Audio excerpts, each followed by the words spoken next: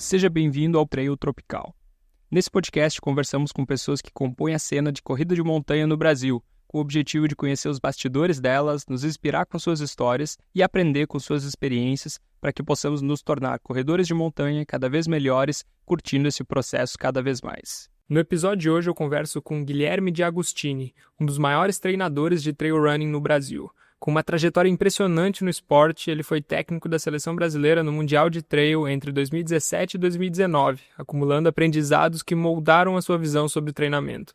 Falamos sobre os erros mais comuns que ele observa nos atletas de trail e os principais conselhos para quem quer evoluir na modalidade. Guilherme já treinou alguns dos maiores nomes do esporte nacional, como Silvestrin, Fantasma, Diego Tales, Patrícia Honda, Letícia Saltori, e compartilhou algumas lições que aprendeu ao trabalhar com esses atletas de alto nível. Também discutimos como ele enxerga o crescimento do trail running no Brasil, quais mudanças ele acredita que podem impulsionar ainda mais o esporte e os principais testes e avaliações que ele utiliza para personalizar os treinamentos de endurance e como que você pode aplicar esses testes na sua corrida em qualquer cidade que estiver. Foi um papo cheio de insight e dicas valiosas. Espero que curtam essa conversa com Guilherme de Agostini. Guilherme de Agostini, seja bem-vindo ao Trail Tropical. Eu que agradeço o convite, para nós podermos falar aí sempre sobre treinamento de trail, o grande esporte aí que nós adoramos. E você foi técnico, da seleção brasileira de trail no Mundial aí entre 2017 e 2019. Conta um pouco pra gente aí como foi essa experiência, quais foram os maiores desafios, os aprendizados aí que tu teve liderando a equipe nacional nessas competições internacionais. Cara, a primeira convocação que teve, foi em 2017, a minha, e foi por causa de um resultado de um atleta que eu treinava, que era o Cleverson, o Fantasma, e ele acabou sendo campeão das duas seletivas, inclusive, que tiveram naquele ano, que foi o Indomit Baú e depois a KTR Campos do Jordão. Ele ganhou as duas, e aí ele acabava levando o treinador, o melhor atleta, entre aspas, levava o treinador. E aí eu acabei indo, para o Mundial, que foi uma experiência, na verdade, fantástica, porque a gente começou a ver que até um esporte especializado como o trail, ele tem vários treinadores, cada um na sua casa. Por quê? Porque, como é um esporte ainda crescente, não existe um padrão, uma formatação de como são os critérios para convocar uma seleção brasileira. Não é como nós estamos acostumados no futebol, que você coloca o treinador e ele leva quem quer. No nosso caso, tinha que ter um tal de critério. E era uma primeira convocação desse jeito, pelo menos que eu fazia parte. E aí nós tínhamos os resultados de alguns atletas, mas não tinha uma seletiva específica para outros atletas, tipo o primeiro e o segundo foi chamado, numa outra seletiva o primeiro e o segundo foram chamados, como o primeiro foi repetido, quem seria o segundo chamado, que seria na verdade o terceiro. Então essas coisas foram decididas um pouco andando, E aí, logicamente, nem todos os atletas eram os queridinhos de todo mundo que trabalha no trail. Que está no trail, seja a mídia, os treinadores ou os próprios atletas. E aí nós passamos o primeiro evento, que eu achei muito curioso e que vale a pena colocar aqui, porque poucas pessoas sabem disso, é que aqui no Brasil foi falado por alguns da mídia e alguns atletas, com essas palavras assim: cara, que seleção é essa que o fulano, o ciclano e o beltrano ficaram de fora? E falaram 6 nomes, 3 que estavam na Itália com a gente. E 3 que estavam lá na Itália foram esquecidos, E isso nós ficamos sabendo 24 horas antes da largada. E aí, eu e o Togumi, que era o técnico, o diretor técnico lá da seleção, a gente falou: cara, não vamos passar para ninguém. Só que, infelizmente, Instagram, essas coisas, vazou antes da largada ali. E a curiosidade é que dos 6 atletas que largam, só 3 marcam ponto. Os 3 primeiros. E os 3 primeiros foram os 3 que não estavam na seleção dos queridinhos aqui do Brasil. E tem um caso importante, marcante, porque o primeiro atleta a chegar ele correu tão engasgado com isso que ele chegou falando para nós assim: tá vendo, cara? Eu não sou ruim, eu não sou ruim, eu merecia estar aqui. Então essa foi uma coisa marcante que eu já comecei a ver, que fala assim, cara, muda o esporte, mas a mentalidade do brasileiro é igual ao futebol. Não entende das coisas, mas tem que dar o palpite deles. É impressionante. Eu creio que em 2017, na minha opinião, isso foi uma das coisas mais marcantes, porque me mostrou um pouco de quem eram as pessoas que estavam no meio do esporte que eu gostava muito, né? Aí depois, isso daí me abriu portas profissionais, tanto dentro do trail, porque a partir daí eu passei a treinar outros atletas, porque viram o meu resultado com o Fantasma, e é uma coisa curiosa, porque apesar do Guilherme ser professor universitário, mestre, doutor, essas coisas, eu era um cara inexpressível, sempre fui no desempenho de trail, né?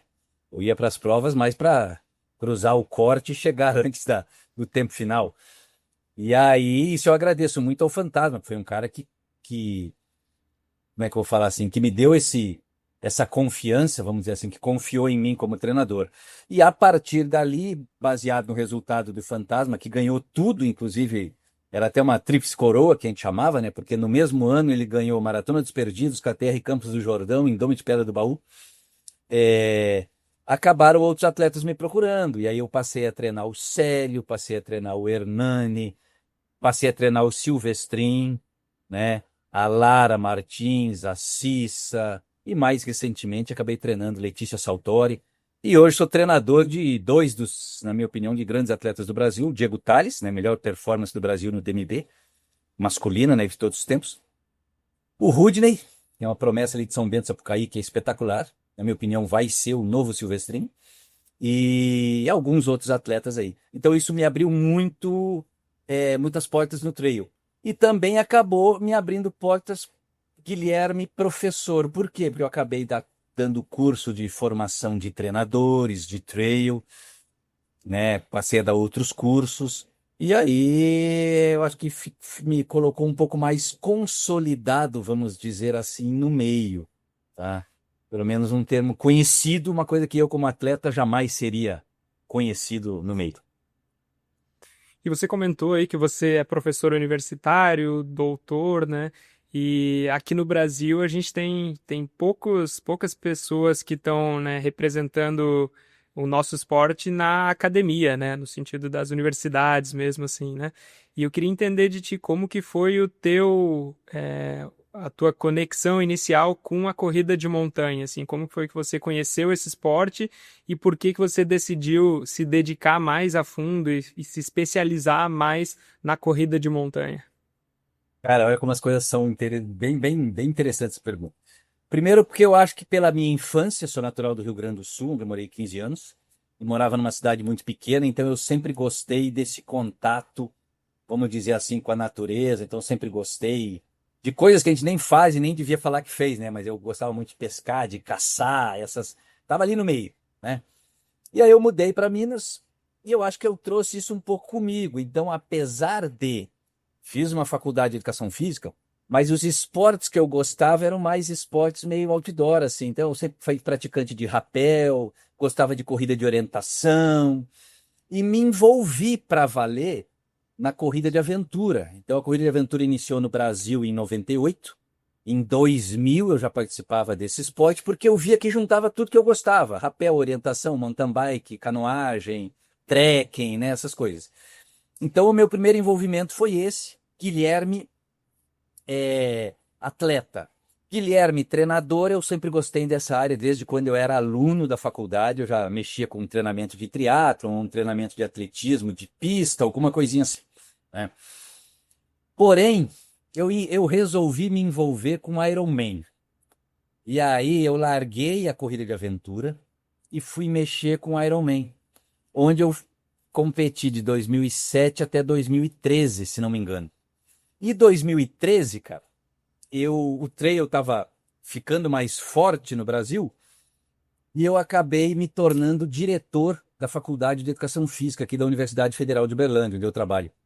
E o meu tempo, logicamente, diminuiu muito, E aí, para treinar para Ironman, ficaria muito difícil, né? Uma coisa que eu sempre falei, fazer Ironman qualquer um faz. Eu mesmo fiz 3. Agora, treinar para fazer um Ironman direito é difícil.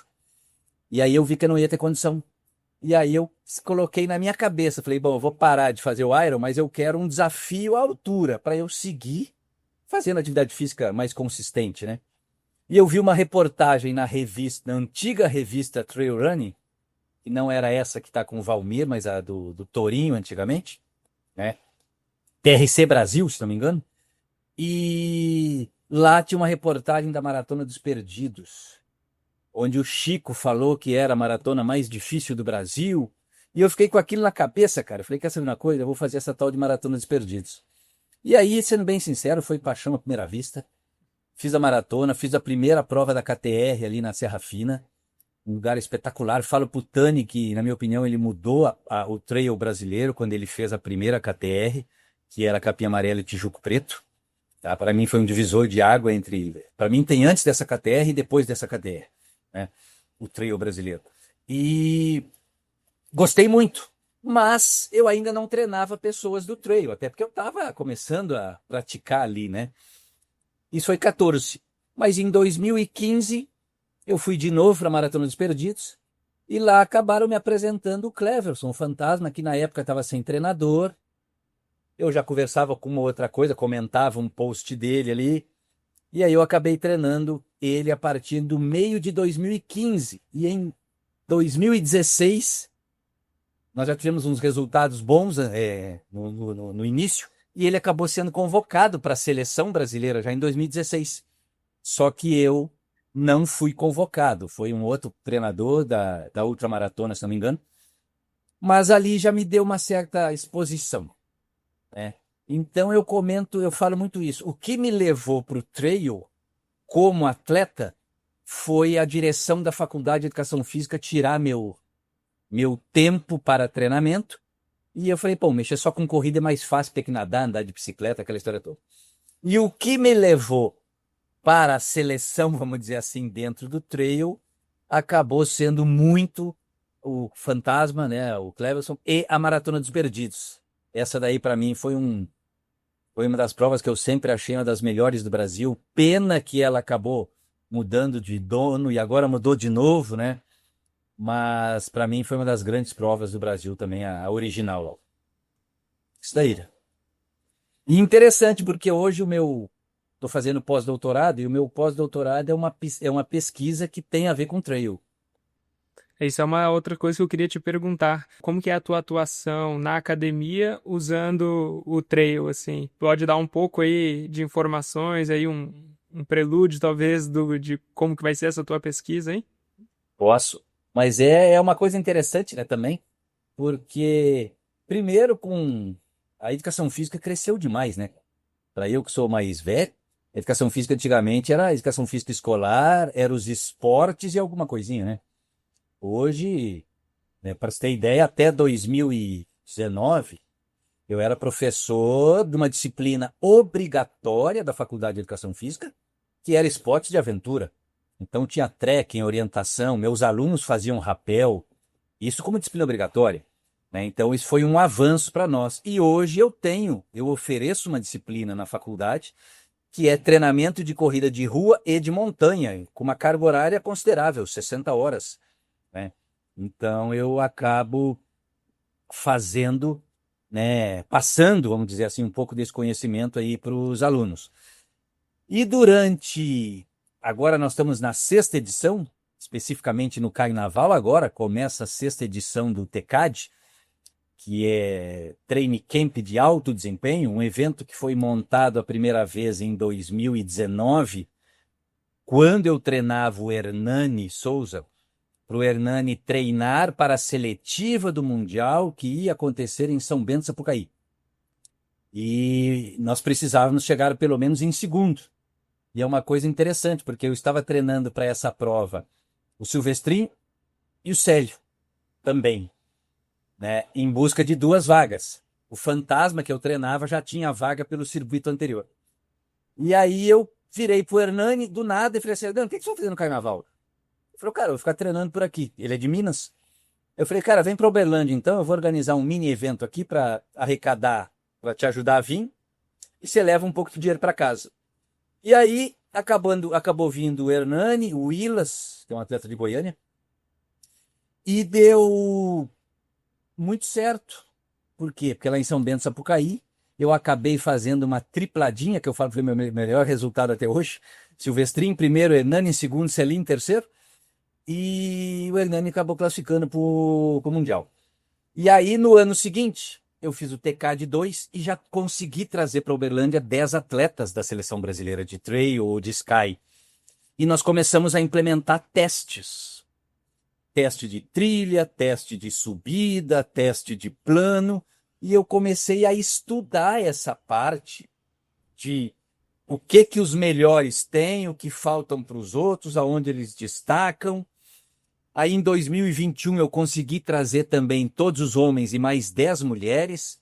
Então vieram, por exemplo, veio a Silvinha, veio a Suzane, veio a Ana Paula, veio a Lígia, veio a Camila Feijó, vieram várias atletas femininas, Lúcia Magalhães, vieram várias atletas, e eu refiz os mesmos testes, e isso ficou uma coisa meio padrão nossa. E por que eu estou falando isso? Porque eu comecei a ter dados de, olha, quem é melhor na trilha perde, pelo menos na trilha aqui, perde tantos por cento em relação ao plano, 1.000 metros de plano, que é o padrão. Na subida, 10%. Silvestrin, que é nosso padrão ouro, que é o que menos perde, tem 30%, vou inventar, de perda de velocidade. Então, se você está perdendo 40%, tem que ver por quê, se o seu peso não dá. Aí eu comecei a fazer essas relações. E isso foi me despertando interesse em estudar mais o trail.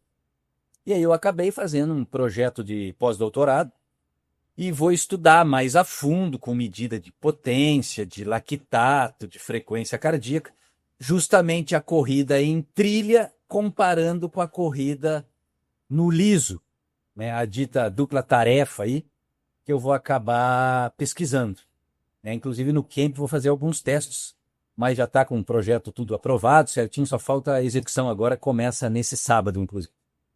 E treinando todos esses nomes aí, né, que são muito conhecidos por todos aí, né, Silvestrin, Fantasma, Patrícia Honda, Saltori, tem alguma lição que vem à mente aí que tu aprendeu com todos esses atletas durante todos esses anos aí? Talvez alguma coisa que você viu ali os atletas fazendo ou falando, né, te dando de feedback que mudou a sua maneira de treinar de alguma forma?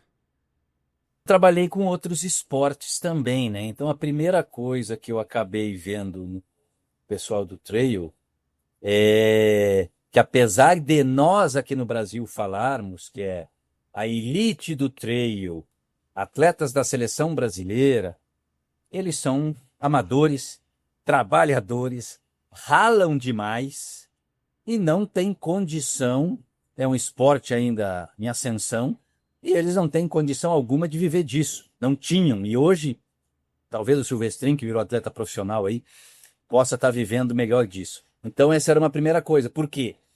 Porque eu tinha que entender muito desse lado, lógico, para conseguir mexer com planilha de treinamento, porque não tinha aquela disposição, vamos dizer assim, em termos do calendário do atleta. Outra, apesar de ser atletas de trail, nem todo mundo moravam ou moram em lugares privilegiados.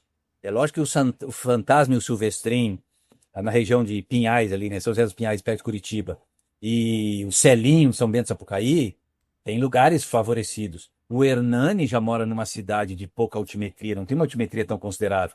Então isso também me mostrou uma certa diversidade no treinamento, que eu tinha que conhecer onde a pessoa morava. Diferente de eu treinar um corredor de rua, que a rua, entre aspas, é igual em todo lugar do mundo, ou de pista, que é mais igual ainda. Então essa foi uma primeira questão. Uma segunda questão, importante principalmente com as mulheres, foi a dificuldade um pouco de treiná-las, principalmente pela necessidade de ter homens juntos, por segurança na trilha. Então, algumas atletas só iam para a trilha se tivesse uma parceria masculina. E isso não era sempre possível. Então eu também tinha que adaptar alguns treinos, algumas altimetrias que eu queria que fossem feitas, tiveram que ser feitas em esteira, porque a pessoa fala assim, olha, meu parceiro não vai, eu não vou fazer esse treino. E logicamente com razão. Então isso colocava algumas características, vamos dizer assim, que eu tinha que estudar, adaptar na planilha, né, para que o treinamento conseguisse sair pelo menos da maneira que eu achava que deveria. Então, dentro dessas histórias, eu acho que tem várias peculiaridades, né? Cada um com as suas curiosidades, e cada atleta com seus problemas, vamos dizer assim.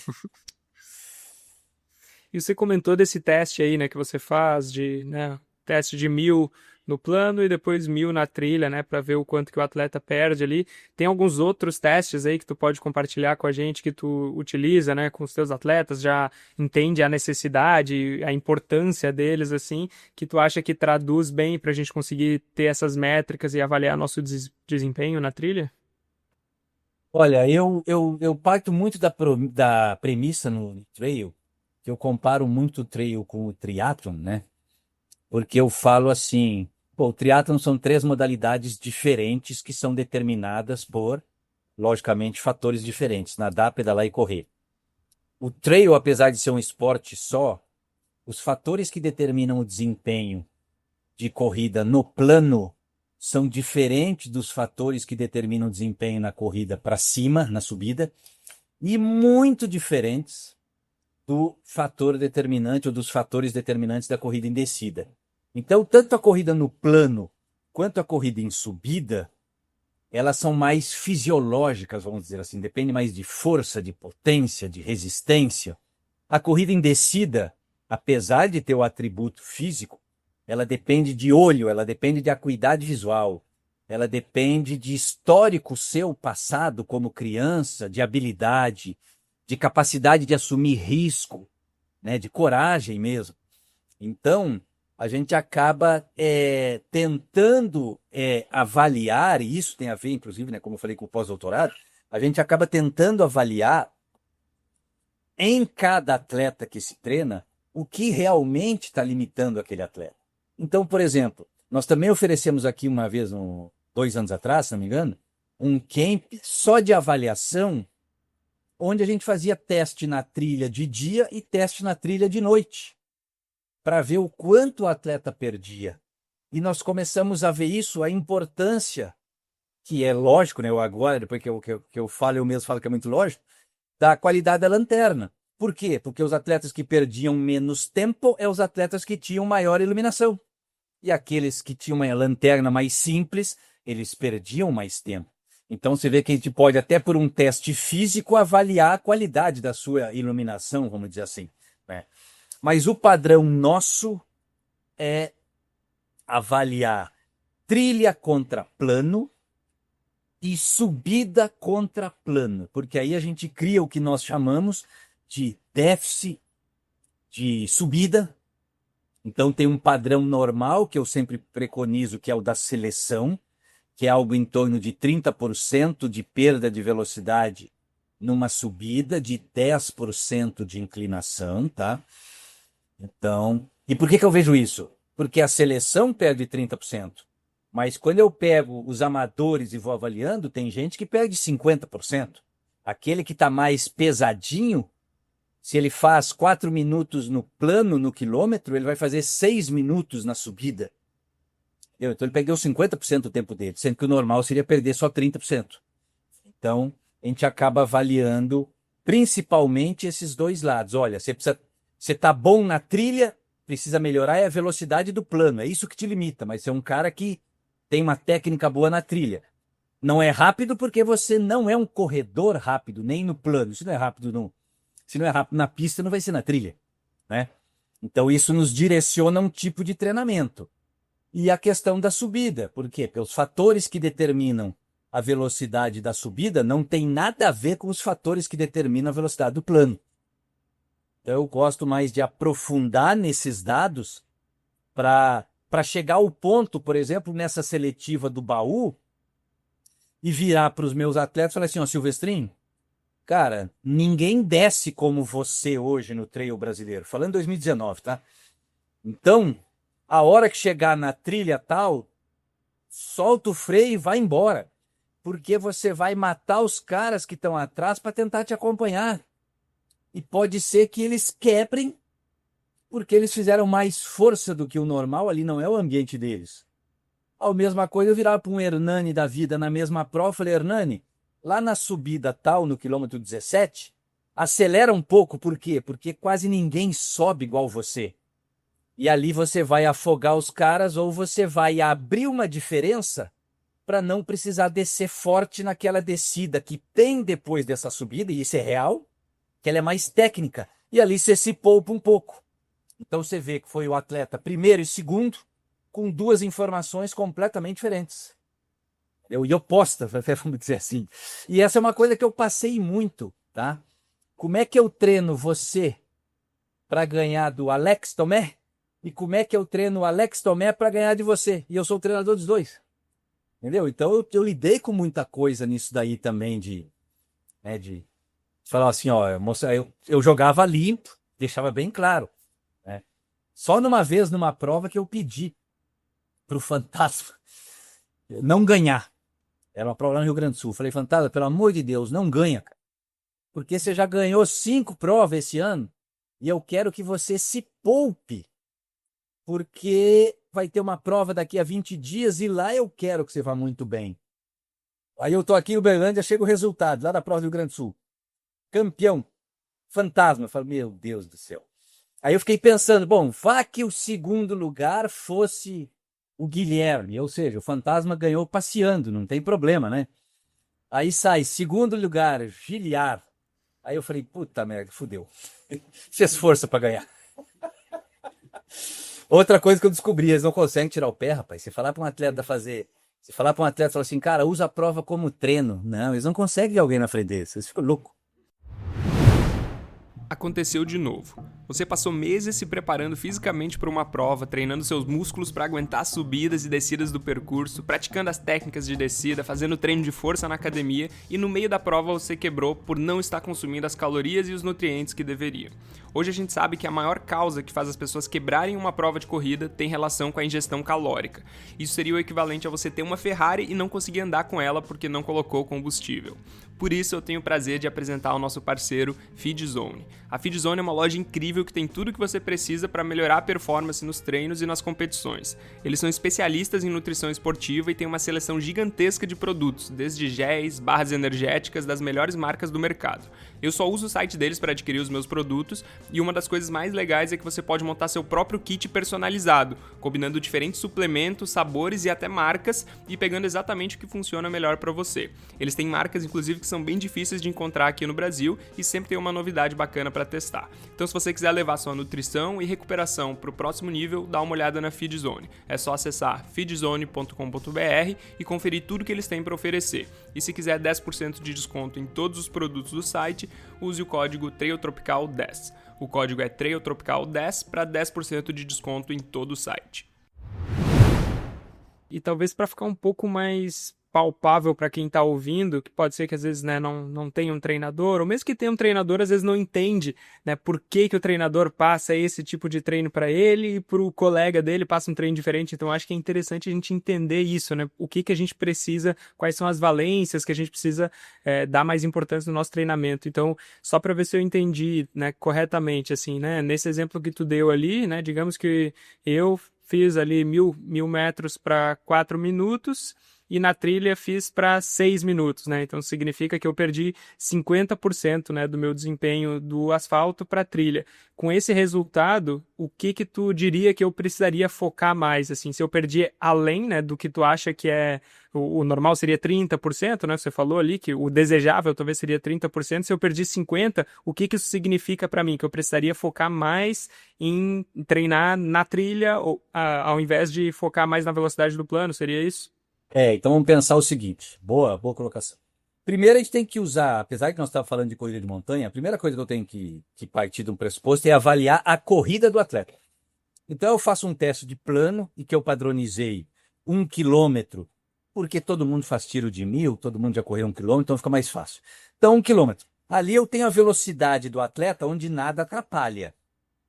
E aí eu pego esse mesmo atleta e levo para 2 lugares diferentes que são importantíssimos para o trail, que é a trilha e a subida.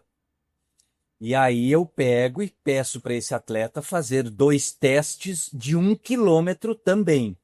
1 quilômetro na pista, na trilha, e 1 quilômetro na subida. Bom, a subida nós padronizamos como 10%. Essa é uma coisa importante. Por quê? Porque aí em qualquer lugar do Brasil que tenha uma subida de 10%, todo mundo pode reproduzir o teste, ok? E na subida é que nós temos esse dado, que a média da seleção brasileira foi perder 30% da velocidade. Vou colocar assim. Então, qualquer atleta que perde mais de 30%, ele está perdendo na subida mais do que a elite do trail perde. Ou seja, por algum motivo ele não tem o mesmo condicionamento para subir, mesmo desempenho de subida. Aí nós vamos olhar para o atleta. Bom, você não tem o mesmo desempenho na subida, por quê? Tem o hábito de correr na subida? Tenho. Bom, então talvez não está te faltando força nas pernas.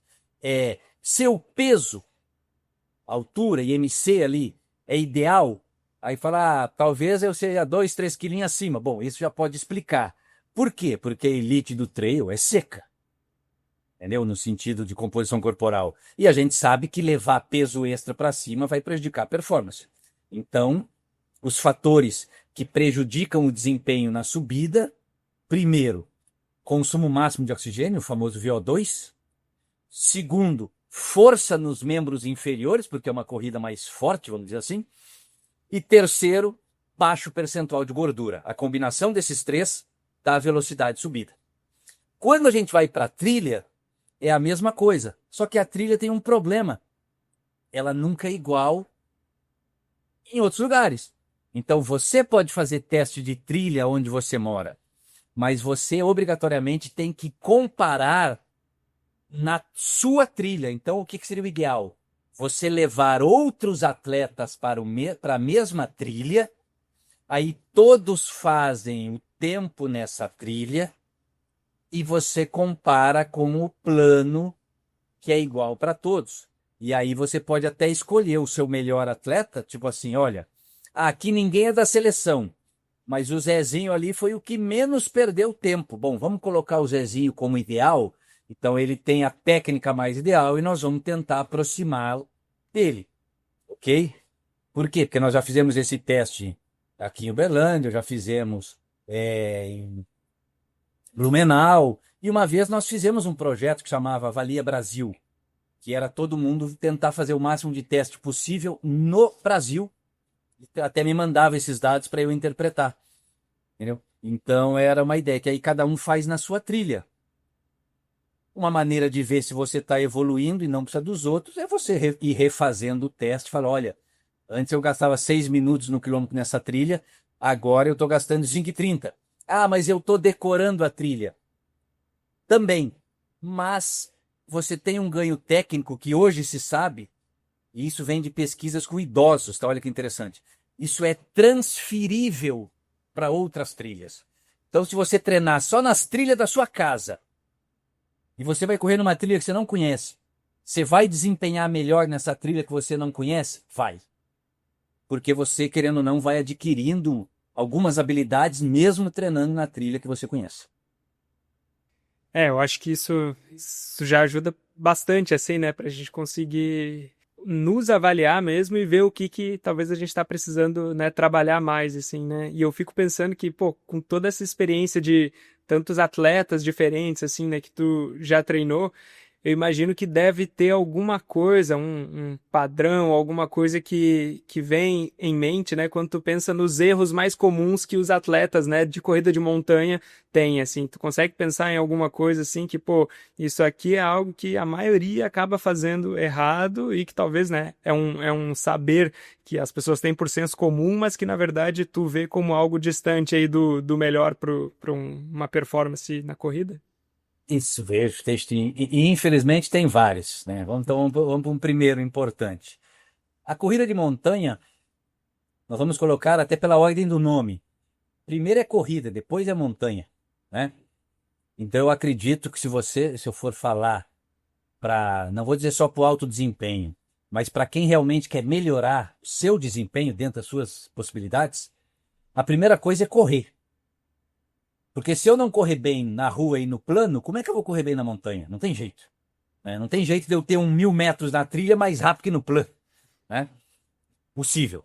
Então, a primeira questão que eu vejo, aqui no Brasil principalmente, é que nós temos aquele hábito de querer correr na trilha, treinar na trilha, fazer isso na trilha, mas não temos um desempenho bom na corrida. Eu sempre falei isso, se pegar os grandes corredores brasileiros, de corrida de montanha, tá? E essa elite que eu treinei aí, e pegar e levar para uma prova de meia maratona do Rio, eles não vão ser muito top nessas provas, não vão, porque eles não são excelentes corredores de rua. Lógico que eles correm bem, mas eles não estão perto dos corredores de rua. Do mesmo jeito que muitos dos corredores de rua não estão perto deles. Ok, no trail. Mas quando a gente vai para a Europa, a gente vê que não é assim. Então, esses dias mesmo, uma atleta de trail, a Sara Alonso, se não me engano, acabou de fazer uma meia maratona lá não sei se foi em Barcelona, num tempo que hoje no Brasil não tem nenhum atleta masculino que faz. A Nienk, da Holanda, tem 2 horas e 22 numa maratona de rua, foi campeã mundial de Sky. Aqui no Brasil hoje não tem nenhum atleta de trail que faz uma maratona masculina em 2 horas e 22. Então, falta condicionamento físico na corrida. Ponto 1. Então, por isso que eu gosto que os meus atletas treinem intervalados, contínuos, de rodagem também, que sejam melhores corredores de rua. Ok? Não esquecendo, primeiro, logicamente, esse lado, que eu sei que se eles escolheram ser atletas de corrida de montanha, é porque eles gostam de correr na montanha, isso é indiscutível. Eu acho que só antes de tu ir pro próximo ponto, Guilherme, se tu puder, talvez me falar o que tu vê como essencial para um melhor desempenho no asfalto mesmo também. Você comentou aí dos treinos, né, intervalados, assim, mas a gente sabe que cada treinador, claro, tem um padrão, né, que é geral, mas a gente sabe que tem gente que defende mais aquele treino polarizado, tem gente que defende mais, né, o pessoal lá do treinamento nórdico, né, da Suécia, o pessoal que está naqueles países, Noruega, assim, tem esses, né, treinamentos em limiar, às vezes anaeróbico ali 2 vezes por dia, né? Então tem bastante diferenças dentro, né, da corrida só de asfalto mesmo e pista. Então o que para ti é essencial para tornar um corredor mais rápido no plano? Beleza, então nós vamos partir da mesma premissa que eu faço no trail, tá? Também trabalho com testes, que é uma coisa bem curiosa, que é teste bem simples. O mesmo 1.000 de plano e 5.000 de plano. Eu vou colocar de pista. Isso daí eu tenho mais de 1.000 dados sobre esse dado, que é o seguinte: o quanto você perde nos 5 quilômetros em relação ao 1.000? Porque se eu olhar para você, ou para qualquer outro atleta, e ver o tempo que você fez 5 quilômetros, eu vou saber se o tempo foi excelente, muito bom, regular, médio. Beleza, basta eu pegar ali, fez para 15, para 17, para 20, para 22, ótimo. Agora, isso é uma informação. Agora, por que o 22 não foi 20,30? Por que o 24 não foi 23? Por que o 15 não foi 14,50? Ou seja, o que está faltando? E aí eu entro no assunto que é déficit de velocidade ou déficit de resistência de velocidade. Por quê? Porque o normal desses atletas que eu estou te falando aí também, acabei avaliando o trail, é perder na casa de 14%, ou seja, a V1000 é 14% menor, a V5000 é 14% menor que a V1000. Esse é o normal. Se o Guilherme está perdendo 10%, como é que eu vou melhorar a minha V5000 se a V1000 está muito perto dela? Eu não tenho permissão para melhorar a velocidade minha de 5.000, porque senão ela vai estar igual a de 1.000. Ou seja, o que falta no Guilherme? Velocidade. Para separar a velocidade do 1.000 da do 5.000 e permitir com que eu siga melhorando o 1.000. E aí, dentro da sua pergunta, eu desvio o foco para polarizado. Por quê? Porque 20% do volume do treino, vamos dizer assim, é relacionado em zona de velocidade aeróbia, zona 3, domínio severo, né? Agora, tem atletas que perdem 20% da V5000 em relação a 1000. Ou seja, é um nítido déficit de resistência de velocidade. Esse cara é rápido no 1000, mas por algum motivo ele vai perdendo muito velocidade à medida que a distância vai dobrando, vamos dizer assim. Ou seja, eu preciso melhorar a zona entre os limiares desse atleta. Seria a zona 2, domínio pesado, e aí eu vou para a distribuição piramidal, onde 20% do treinamento acaba sendo na casa entre limiares, que é na zona 2. Então eu uso, inclusive, esses testes dessa maneira. E é uma coisa que eu questiono muito, tá? Eu tenho uma comunidade em meu nome, são 156 treinadores, né, chama Comunidade G de Agostini, de treinamento de força e endurance, e lá a gente discute muito, né, sobre isso. E eu falo muito para os treinadores que estão lá, que é a seguinte: você saber que seu atleta não está correndo muito bem uns 5 e 10 mil é uma coisa. Agora, você saber onde precisa atuar para melhorar é outra coisa. Porque cada treino melhora. É lógico que transfere um pouquinho para o outro.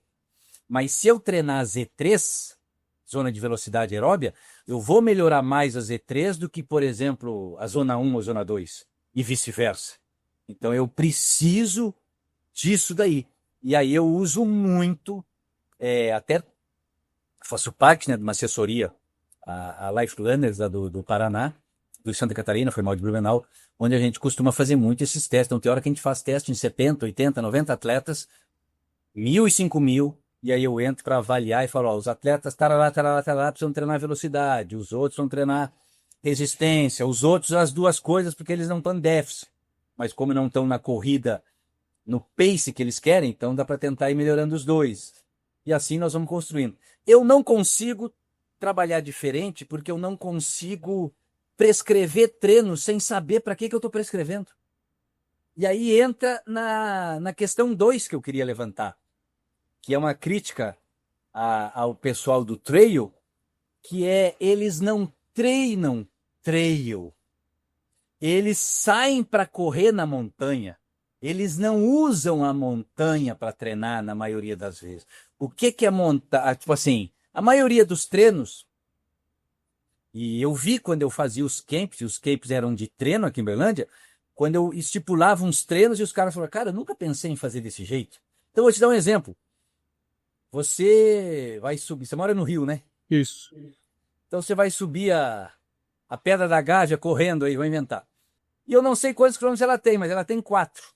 Você vai subir ela num treino intervalado de zona 3, onde você vai dividir esses 4 quilômetros em 10 de 400. E vai fazer 400 forte, descansa 2 minutos, 400 forte, descansa 2 minutos. E aí você vai subir a pedra inteira em 10 tiros de 400, treinando zona 3. O que as pessoas fazem? Geralmente, quase 100% dos treinos em montanha, eles são de rodagem pelas trilhas e estradas da montanha. O cara não aproveita e fala assim, olha, eu vou subir essa subida aqui em 3 partes. Ou eu vou subir tranquilo porque eu vou fazer um contrarrelógio de descida para treinar força excêntrica, para que no dia da prova eu não tenha fadiga por lesão muscular, por exemplo. Então isso eu percebi em 2019, 2020, 2021, quando essa elite vinha aqui para Uberlândia, e eu percebia que os caras simplesmente rodavam nas montanhas. Mas não era um treino preconizado ali para montanha. Hoje, por exemplo, o Zé Virgínio de Moraes, que é o treino, né, o rei da montanha, o próprio Diego Tales, eles treinam muito ali no Pico Jaraguá, em São Paulo, ali, né? Cara, eles fazem muito treino intervalado ali, muito treino assim, sobe pelo asfalto, desce forte na trilha, descansa, tarará, volta pela trilha, desce forte. Por quê? Porque isso tem um significado diferente. Fala assim, 3 horas de rodagem na montanha. E aí? Entendeu? Então, eu acho que o pessoal precisa aprender mais a usar o ambiente como treino. Dá para fazer muita coisa boa. E como que é a tua rotina de treino hoje? Como é que tá a tua relação aí com a corrida? Tu consegue dar Eu, pra gente tu eu, como, pessoalmente aí. eu como atleta? Exatamente, dá um panorama aí de como é que é uma semana de treinamento tua hoje em Ixi, dia.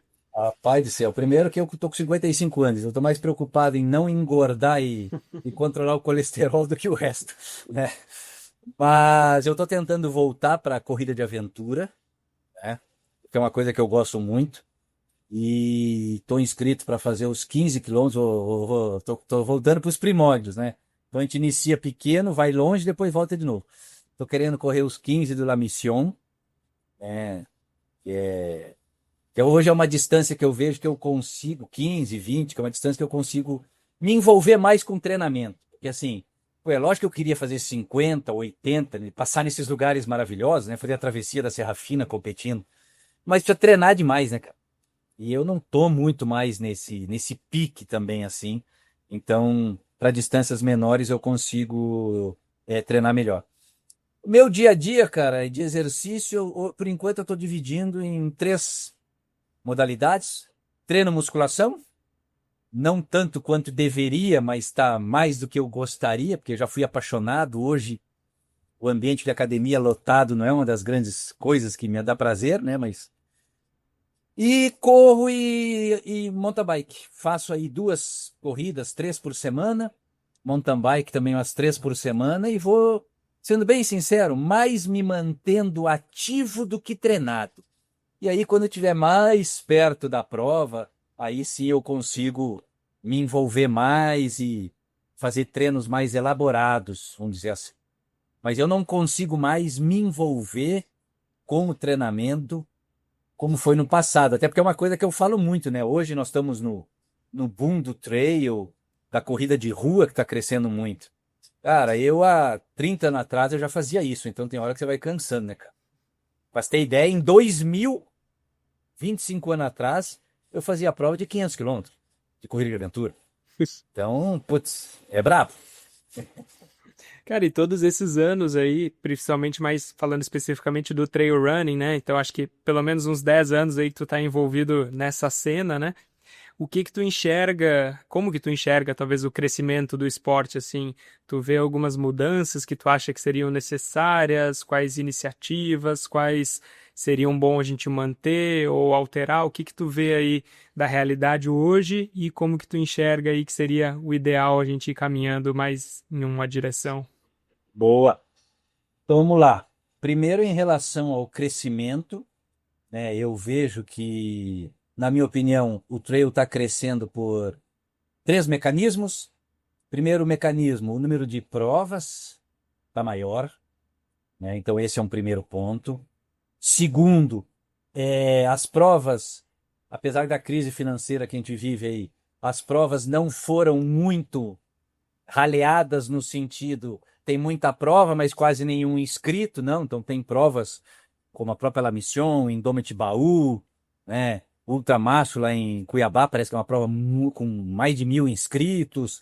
Então tem muitas provas que tem bastante inscrição. Então isso mostra que não está tendo uma competição de público, né? Ah, esse ano uma prova deu muito, mas a outra deu pouco. Não, parece que o número de atletas também está crescendo. O número de assessorias que tem a ver com trail também estão aumentando. Então eu vejo muito até pelos treinadores. Hoje tem mais procura para esse lado do trail. E isso nós temos que, difícil falar isso, mas nós temos que agradecer um pouco ao Covid, né? Eu falo muito isso, que o Covid fez pela educação física, ela sozinha não fez, né? Que foi mostrar a necessidade da atividade física, mostrar a necessidade da atividade outdoor, a mountain bike aumentou muito, trail, a corrida, mesmo que não seja em atleta, mas hoje mais pessoas correm em estradas de terra e essas coisas assim. Então esse é um ponto. E ainda capenga aqui no Brasil, mas está melhorando, o apoio aos atletas aos poucos está aumentando. Infelizmente, não é um apoio por resultado, e sim um apoio por visibilidade, mas nós temos que entender o lado capitalista da história, né? Então você vai apoiar, né? A marca vai te apoiar, ou vai apoiar o atleta que melhor divulga aquela marca, e a melhor maneira de divulgar a marca não é sendo o primeiro colocado da prova, e sim você tendo uma boa mídia social. Isso os atletas e os treinadores foram muito mal acostumados, porque no passado, pela mídia impressa, só aparecia no jornal quem era pódio. Então, por isso que se patrocinava o primeiro, o segundo, o terceiro, o quarto e o quinto, porque só tinha uma foto da competição e era só aqueles 5 que apareciam. Então era muito fácil patrocinar a elite. Hoje, tem pessoas que são bem, que tramitam bem, por exemplo, pelo meio social, que aparecem numa prova muito mais que o pódio da prova. E essas pessoas divulgam a marca e, justamente, vamos pensar assim, também merecem ter o patrocínio delas e assim por diante. É porque eu treino esses atletas, geralmente eles são humildes, necessitariam muito de patrocínio. E eles não têm esse patrocínio, então a gente acaba ficando incomodado, né? Sente a dor do atleta, mas entende a marca, porque a marca não é pai, né? É uma empresa que está querendo retorno. Então tem esse lado. Mas aos poucos eu acho que está melhorando no Brasil. E nós temos um lado que é muito polêmico, complicado, que é o lado do trail fazer parte da CBAT, Confederação Brasileira de Atletismo. E isso daí gera um desconforto, porque nós perdemos o controle do trail no sentido campeonato mundial, campeonato brasileiro. Por quê? Porque agora passa a ter agora não, né? Já tem um tempo, uma certa chancela da CBAT. E quando entra confederação no meio, entra burocracia, entra uma necessidade de outras coisas que a gente é obrigado, vamos dizer assim, a aceitar. E a velocidade do processo não anda na velocidade que a gente quer. Então nós sempre temos problemas, né? Como foi o último sul-americano, né? Que o pessoal acabou sabendo que ia para o sul-americano 30 dias antes, 20 dias antes. Agora tivemos uma infelicidade, na minha opinião, muito grande, porque o trail ficou fora do Bolsa Atleta. Pô, nós tivemos um atleta campeão sul-americano de trail, Celinho, a Suzane, medalha de bronze no sul-americano de trail. Cara, eles iam ganhar aí na casa de 2.000 por mês. Para essas pessoas faz uma diferença enorme. E a CBAT deixou o trail de fora, sendo o trail uma modalidade da CBAT, sabe? Então isso é terrível. Mas se eu for falar da CBAT aqui, eu vou jogar uma bomba lá, na verdade. Então é melhor nem para esse lado. Mas eu vejo assim, é um esporte que está crescendo, na minha opinião. Não é modismo, porque o contato das pessoas com o meio ambiente, a natureza, aí vai só crescer, porque isso faz bem para o cérebro, faz bem para a cabeça, é tratamento, né? Eu falo que trail é terapia em movimento, né?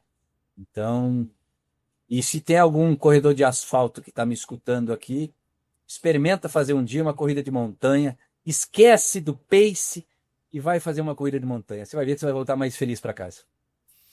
Mas muito cuidado, porque eu já fiz esse primeiro movimento aí, é um caminho sem volta. É verdade. Muita cautela. Boa, é bem isso mesmo.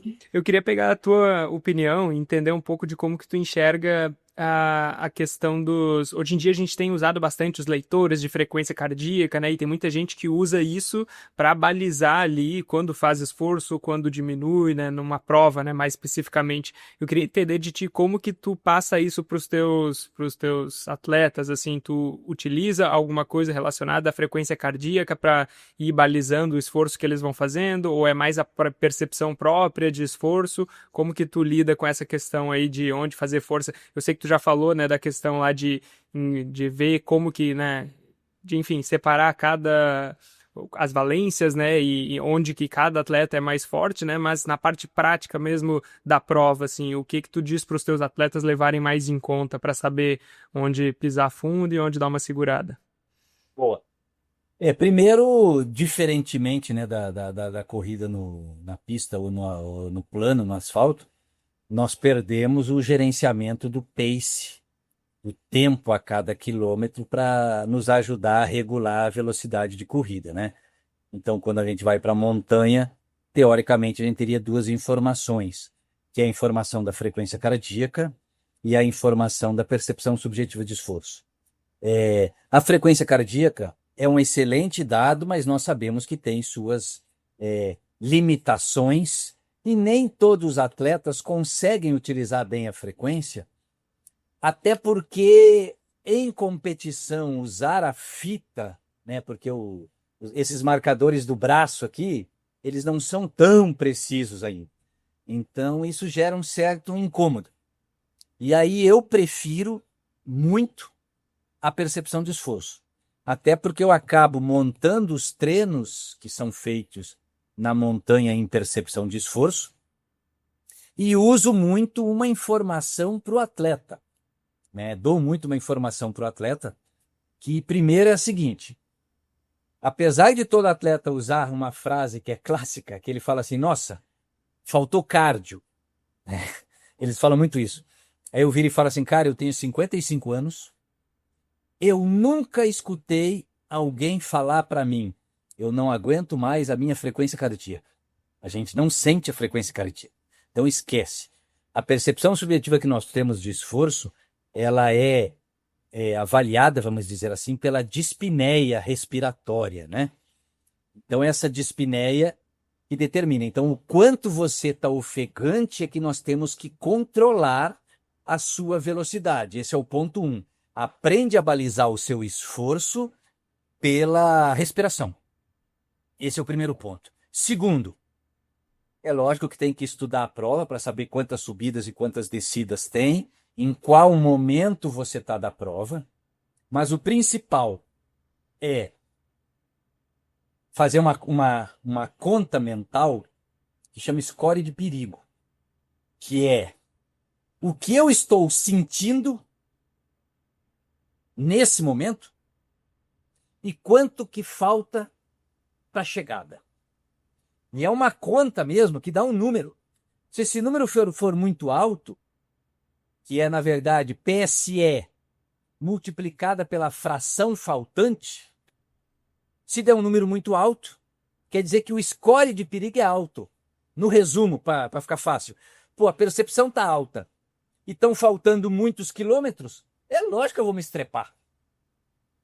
Agora, a percepção está numa média normal ali e ainda está longe. Aí eu peço para ele pensar numa coisa. Bom, a percepção está encaixada, mas eu estou longe do final.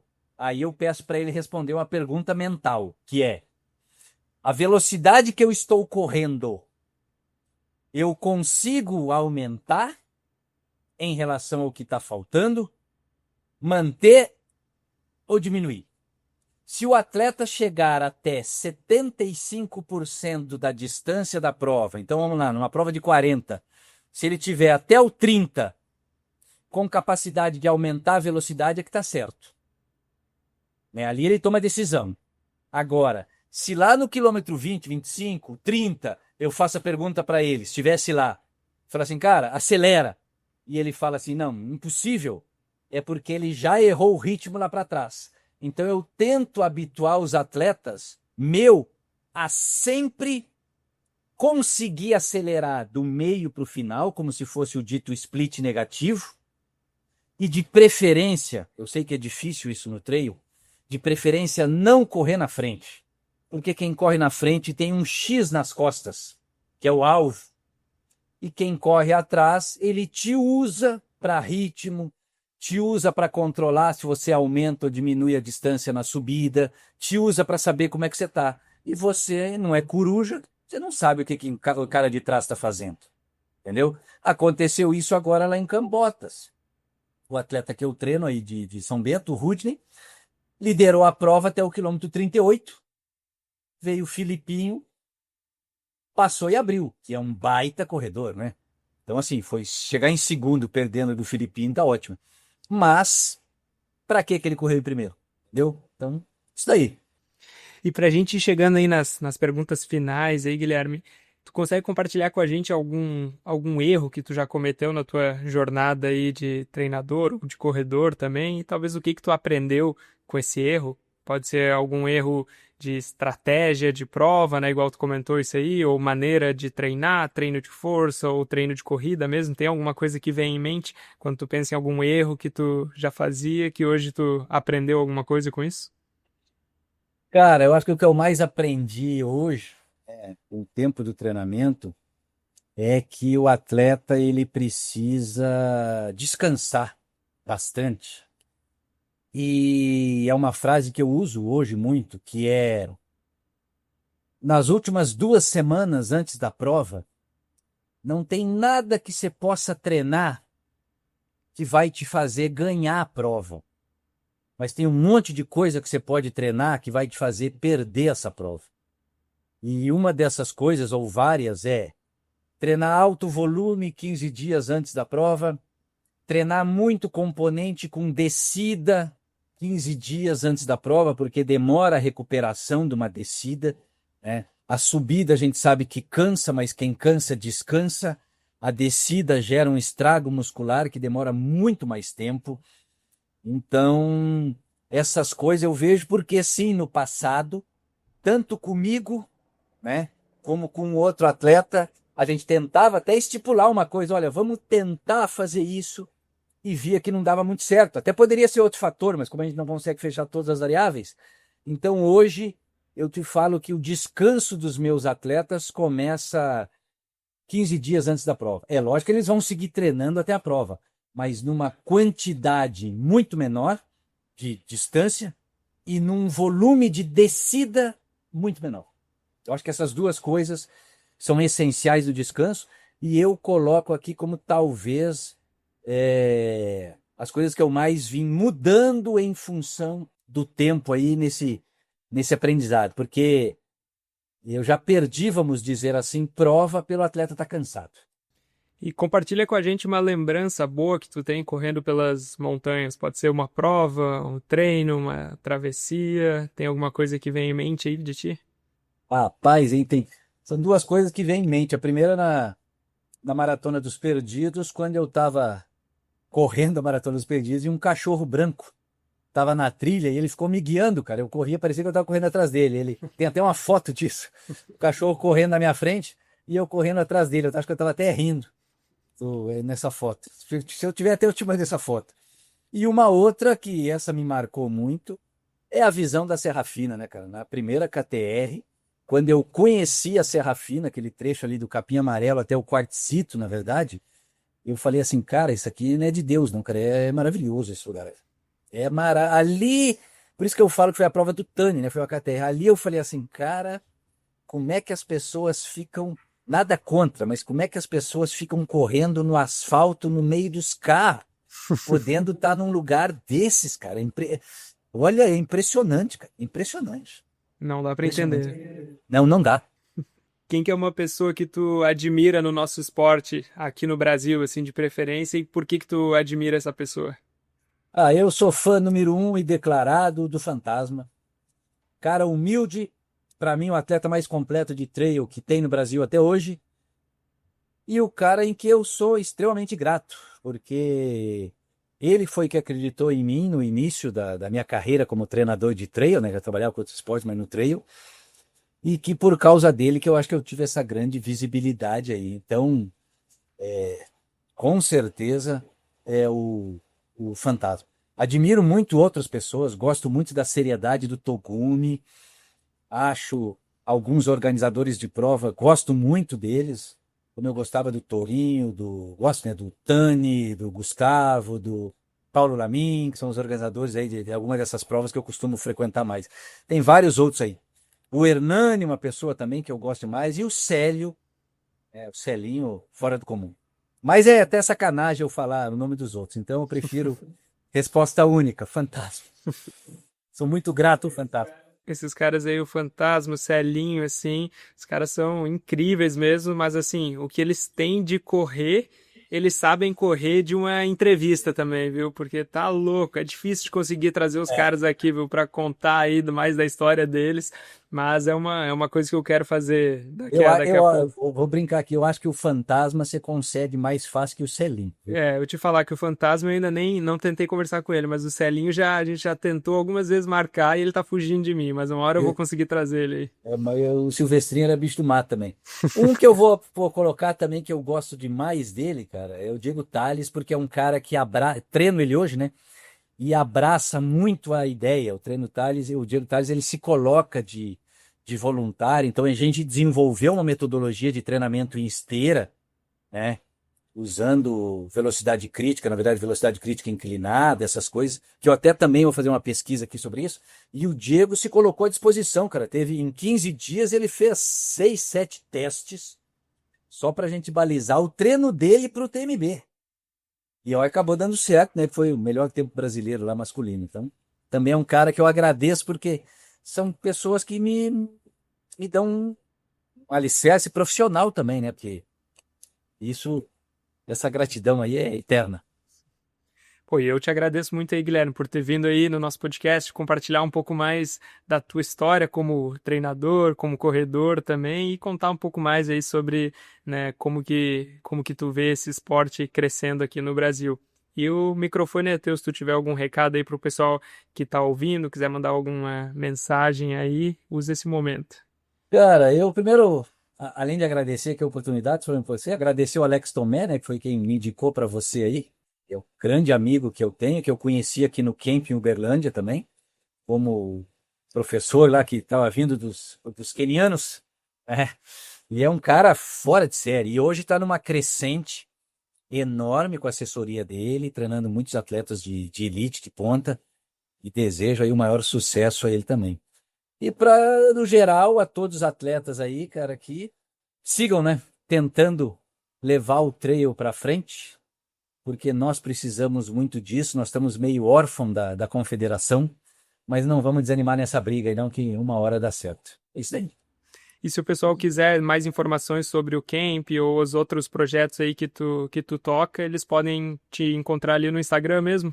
Isso, pode ser o meu Instagram mesmo, G de Agostini ali. Perfeito, eu vou deixar o link do Instagram aqui na descrição desse episódio, é só entrar em contato lá. Eu acho que eu até fiquei interessado aí de participar aí desses camps aí, eu acho que é uma oportunidade legal aí da gente conseguir ir vendo na prática aí como é que a gente está no nosso desempenho, né? Ótimo. Valeu demais. Muito obrigado por ouvir mais esse podcast. Se você curtiu, por favor, nos avalie com 5 estrelas no seu aplicativo de podcast. Isso nos ajuda muito a ser encontrado por mais pessoas que estejam procurando conteúdos como esse e contribui para o crescimento do trail no Brasil. Se quiser nos acompanhar no Instagram, é só pesquisar por Trail Tropical Podcast e nos vemos por lá. Até o próximo e se divirta nas montanhas.